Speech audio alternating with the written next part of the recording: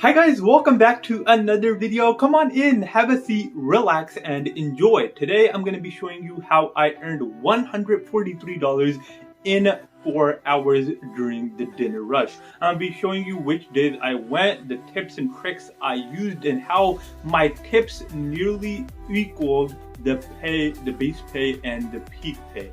If you like this video, definitely hit that thumbs up button. If you like this type of content in general, hit that subscribe button as well as the post notification bell. But without further ado, let's dive right in. So a person is only as good as his proof, and here is my proof. As you guys could see, this is the Dasher app, and I earned $143.01 in 3 hours and 41 minutes of dash time. I completed a total of 15 deliveries, earned Doordash pay equivalent to $75, and customer tips equivalent to $67. Now, either you could say I live in an amazing location where people tip amazingly, or you could say people had an amazing day, or you could even say that I perform well and people tip me extraordinarily. In any case, I like the last option because that says I'm a good dasher. But even if you don't agree with that, let's get into the practices I practice essentially. About a week ago, I went out to dash during the dinner rush, which is from 5 to 9. Those are the 4 hours I worked. I started off, I believe I had like a $15 delivery, so a good start off. Always amazing for morale. When you get a good start off, you want to work longer and you want to earn more money. So whenever you start off, always decline those terrible deliveries. Those deliveries that are like $3 for 4 miles. Like, there's no way you should accept that. That doesn't even pay for your gas. So why should you be accepting such a lowball offer? Decline those. Don't worry about your acceptance rate. Acceptance rate doesn't matter. Now, what else should you do?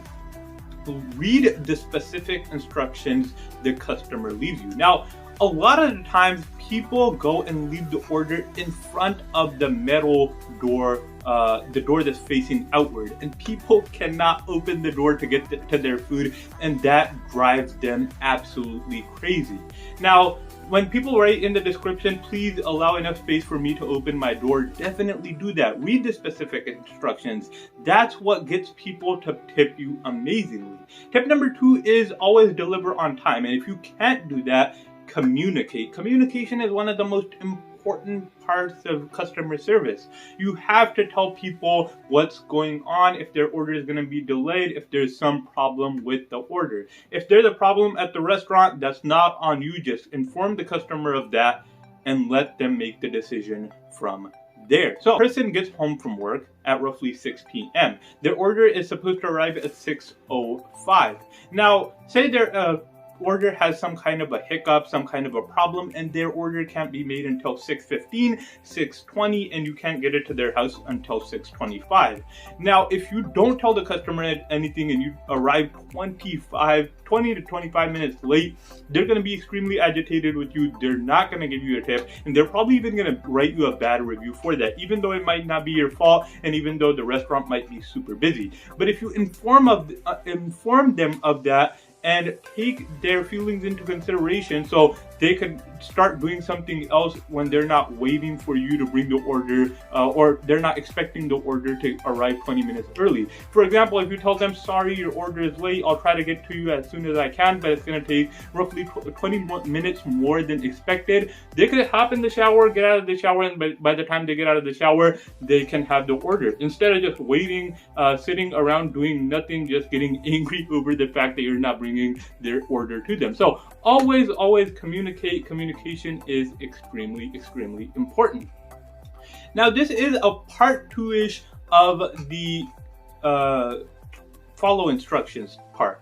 When somebody asks for utensils, straws, always bring them more than they ask for. Nobody will ever punish you for bringing them more than what you asked for by giving you a bad review, but they will write you a bad review if you bring them less than what they asked for. So always bring them more sauces, more drinks, or not more drinks, you can't do that, that costs you money. Bring them more sauces, bring them more utensils, bring them a cup holder, whatever it takes, at least whatever it takes for you not to be spending money to do so. But always bring more stuff that's for free than you have to, more napkins, all that type of stuff. Now, what else? What else do I have for you guys? Okay, but decline bad orders, follow instructions, and be on time. Yeah, those are the three primary rules to getting tips when you're dashing. And as you guys could see, tips heavily contributed to my earnings that day.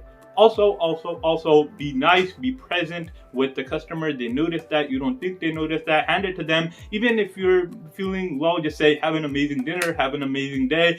That little bit can mean a whole lot to a person during a face-to-face interaction. So anyways, guys, these are my tips and tricks to maximize your tips so you can earn more money on DoorDash. I hope you guys found them informative. If you did, definitely hit that thumbs up button. If you like this type of content in general, hit that subscribe button as well as the post notification bell. But other than that, I will let you go. Thank you guys so much for watching, and I hope you have an amazing day.